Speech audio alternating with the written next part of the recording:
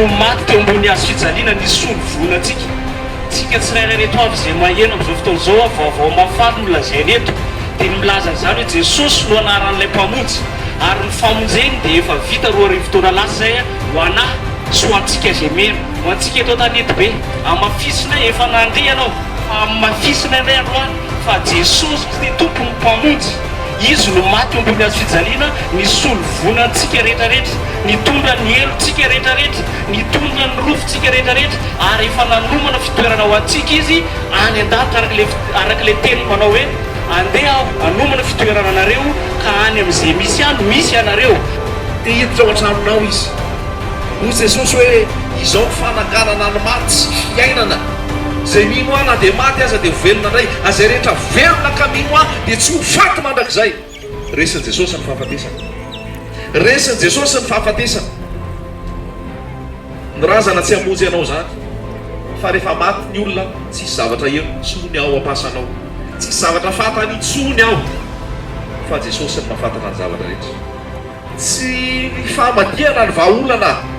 fa vao maiky zany mitondra ozina ao anao vao maiky zany mitondra aretina ao anao vao maiky zany mitondra fahantrana ao anao fa tsy ny fahamadiana ny vahaolana fa aoka ny maty ao ampasana ihany fa tsy mahare ninoninona zany tsy mahafantatra ninoninona zany ny famonjena ao anao dia jesosy kristy tsy mahary no mamonjy anao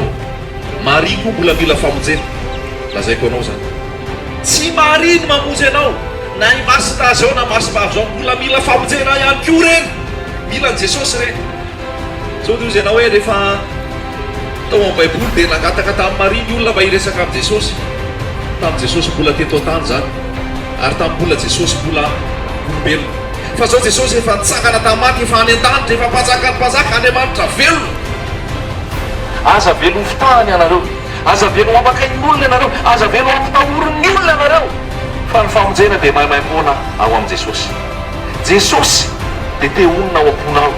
jesosy dia te onona ao an-tokantranonao fa tsy hoe mandeha amin'ry misy tetika amin'ry fa ao misy an'i jesosy fa rehefa mivoaka anao dia ety tsy isy an'i jesosy tsy mara zany tsy hoe mandeha amin'ry tranory fa ao ihany misy an'i jesosy tsy mara zany